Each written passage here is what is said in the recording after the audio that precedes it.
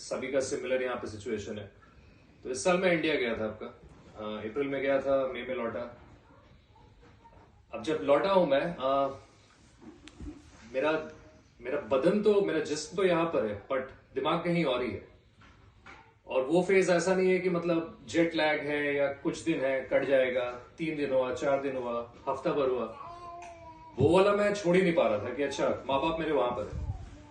और मेरे दिमाग में वही चलता जा रहा था कि मतलब उनका एज हो रहा है, मोस्ट प्रोबेबली वो लोग अपने लास्ट फेज ऑफ लाइफ में है।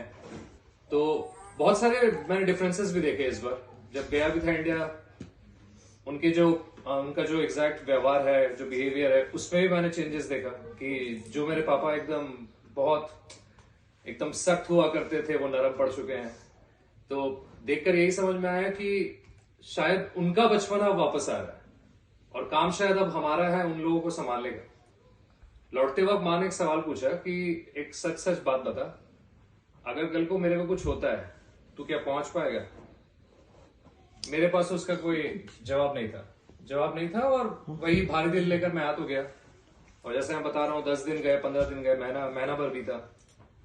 तो उस चीज से मैं निकल नहीं पा रहा था। लेकिन साइड में मैं ठाकुर को लेकर चल भी रहा था। और बहुत सारी कॉम्प्लेक्सेस आपके अंदर उस वक्त काम करती है कि आप एक गिल्ट से भी गुजर रहे हो, बट आपका एक खुद का लाइफ भी है, अपने ड्यूटीज आप निभा रहे हो, रिस्पॉन्सिबिलिटीज फुलफिल कर रहे हो, और सब कुछ लेकर चलना उस वक्त थोड़ा सा टफ लग रहा था। बट इवेंचुअली टाइम दिया मैंने उस चीज को, जो मेरा ड्यू डिलिजेंस है ठाकुर की तरफ, अपना इष्टविति हुआ, मेडिटेशन हुआ, वो सब मैं करता गया धीरे धीरे। तो कहीं ना कहीं जाकर दिमाग शांत हुआ। लेकिन टेक अवे बहुत सारा था इस बार। मेरा टेक अवे ये भी था कहीं ना कहीं कि ये जो धन दौलत है, सब कुछ है, अच्छा है, उसके पीछे भागने में कोई बुराई नहीं है। मतलब भागना ही चाहिए, क्योंकि सभी को हक है कि आप अपना बेस्ट वर्जन पा सको, अपने आसपास के लोगों को मतलब वो लाइफ का टेस्ट दे सको, तो उसमें बुराई नहीं है।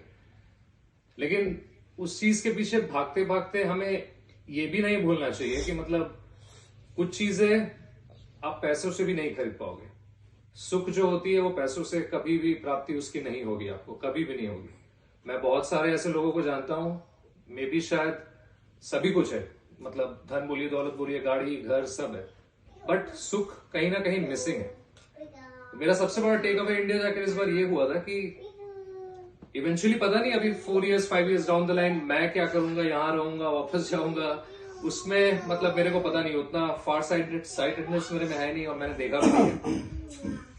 बट हाँ, मेरे लिए अभी काम और पीस शायद वो मटेरियलिस्टिक चीजों से बहुत ज्यादा इंपॉर्टेंट है। मेरे लिए लोग इंपॉर्टेंट है, और खास करके क्वांटिटी नहीं, क्वालिटी लोग ज्यादा इंपॉर्टेंट है। और वो सर्कल हमें कभी खोना नहीं चाहिए। ठाकुर भी कहते हैं राइट कि आप अगर बढ़ भी रहे हो, मेक श्योर आपकी तरक्की हो रही है, आपके आसपास की समाज की भी तरक्की हो रही है, राइट। अगर अब यहाँ पर हम सेल्फिश हो जाएंगे तो उसका मतलब नहीं है ना। मतलब अकेले आगे बढ़कर भी आप क्या करोगे, मतलब क्या हासिल होगा?